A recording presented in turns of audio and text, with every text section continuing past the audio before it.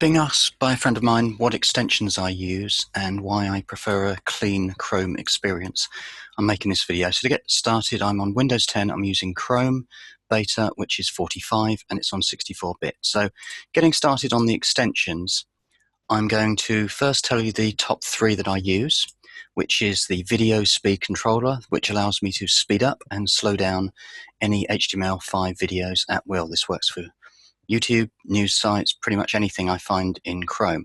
Another one which I have installed but I do not use hardly ever is Save to Google Drive. It's a brilliant little extension. It works brilliantly, but I use print screen and that bungs it straight into Google Picasa offline. With this new machine I've got, it works absolutely fine. I take hundreds, literally hundreds of screen shots. And the one that runs in the background, which I'd recommend to anybody and everybody, is the password alert. It will sit there and it'll do absolutely nothing until you visit a site and something bad happens usually, and then you get this alert to say that something's going on with the password. So getting back down to it, let me run through, and please speed up, slow down this video, or pause it as you wish. You can see that I've got a ton of extensions installed, actually not that many, but hardly any which are enabled. So in other words, AdBlock is there. I prefer to run AdBlock off because then I can visit sites and see what's going on. If a site, usually a news site, annoys me too much, then I will turn it on. If not, I use Firefox, which has auto AdBlock already on it because I've installed it. Appear in video call screen sharing, again, only enable that when I need it. So I'm just going to run, you can read, you don't need me to look at some of these. That's quite handy, hardly ever use it. Runs in the background. Nothing there. Some of these are really interesting extensions, but I err on the side of caution and just don't turn them on because I don't want Chrome slowing down. One of the huge things you can do is just open Chrome Incognito and log in. That will solve 99% of your problems. Eyedropper, super useful, hardly ever use it. GIF stopper, don't use that. Shorteners, I use goo.gl. Native, I do not use this extension at all.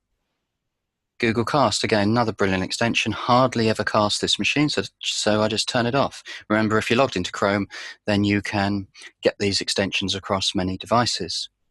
Google Docs run around with your app launcher on Windows desktop, but again, I don't think they're doing any harm at the moment. Google Keep, I use that quite a bit, but I don't really need this extension running at all. But I keep it on. A few more. Let's get this video over and quickly as possible, shall we? Hangouts is an interesting one because we can use Hangouts across many areas on a desktop machine. This one I think does the app. Again, I don't hardly ever use the app. I will use hangouts.google or I will access Hangouts all the time inside Gmail. If I click enable here, you can see that at the top right hand side you've got the little Hangout status which is connecting. I don't really use the app, don't need it. I can access it, as I said, through Gmail and other places. Of course, I've got my mobile with me all day long, so that's pretty handy as well. History timeline's awesome. I turned it off because it was slowing Chrome down a bit, and I don't always go there. Password alert I've just spoken about. Save to Google Drive, super useful. One of the things actually on Save to Google Drive, if I look at the options, and this is pretty cool, is it gives the entire page or just the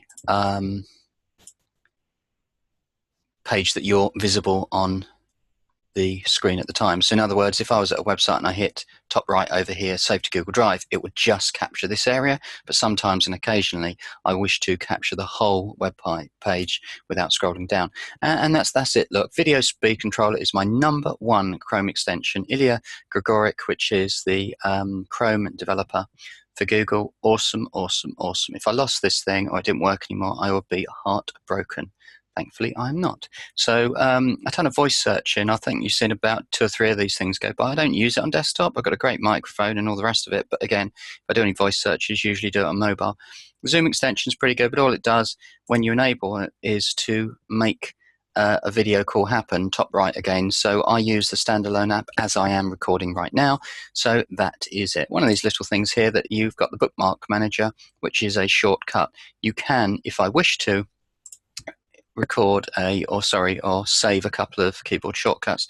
That's it. I hope you have found that useful for the person recording, and of course I will shove it on YouTube, which you are seeing. Thank you.